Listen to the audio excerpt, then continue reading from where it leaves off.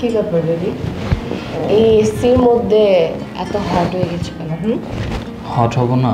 তুমি সাথে থাকলে কি হট না হয়ে পারা যায় বলো তো? আসো। কি আছে? যখন এখানে করবো নাকি? তাহলে তুমি কোথায় যেতে চাচ্ছ বলো তো? কোথায় আবার? এই অফিসের মধ্যে যদি এগুলো করি কেউ যদি দেখে ফেলে তাহলে তো আমাদের প্রবলেম, তাই না? চলো আমাদের বাহিরে কোথাও যে তারপর আমাদের যা করার মতো। ঠিক আছে, যেহেতু তুমি বলতেছো চলো।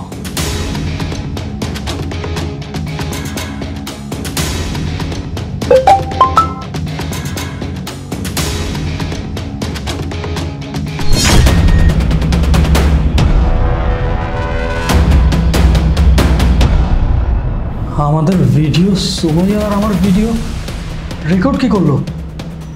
আবার হোয়াটসঅ্যাপে পাঠাইছে। শিট।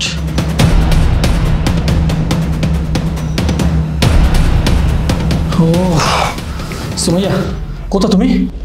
আরে জলদি আমার কেবিনে আসো। ওকে ওকে।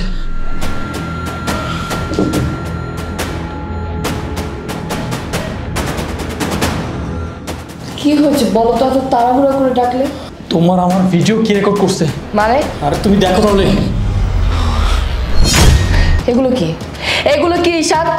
এই অফিসটা তোমার, তোমার এই অফিসে কিভাবে ভিডিও হইলো? আর তুমি খুব ভালো করে জানো যে এই ভিডিও ভাইরাল হয়ে গেলে আমার কত বড় ঝামেলা হয়ে যাবে। আরে আমিও তো বুঝতেছি না যে এই শুট কে করলো। আননোন একটা নাম্বার থেকে আসছে।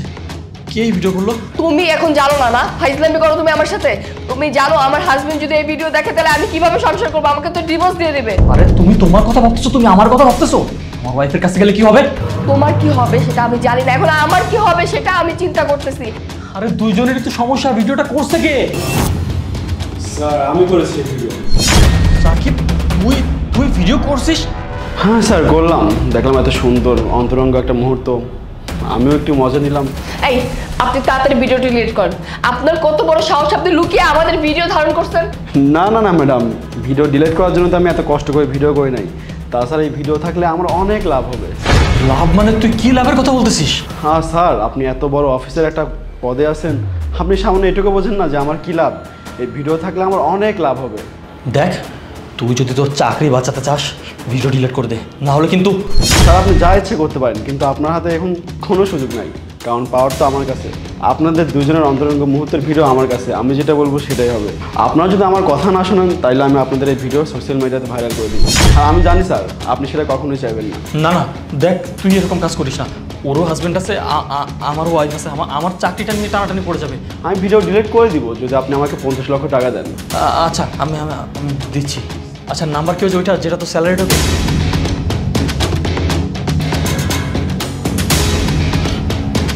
দেখ টাকা চলে গেছে হয়তো বা।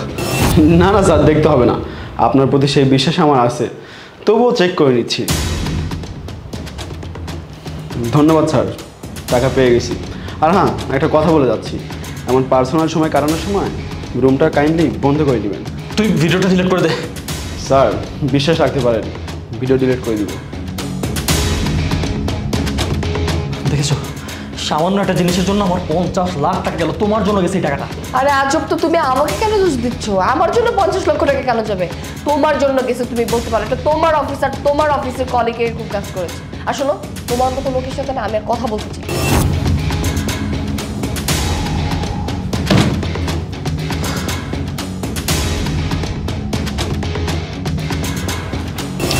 তোর আসতে এতক্ষণ লাগে? তাড়াতাড়ি করে বের হয়ে আসবি না? আরে তারপরে তো একটু ম্যানেজ করার ব্যাপার আছে না, যদি সন্দেহ করে ফেলে। তো 50 লক্ষ টাকা, বুঝতে পারছিস? শোন দোস্ত, এবার তো এই অফিস শেষ, এবার নতুন অফিস টার্গেট। হ্যাঁ, এখানে আর এক মুহূর্ত থাকা যাবে না, তা না হলে আবার বুঝে গেলে বিপদ। চল চল।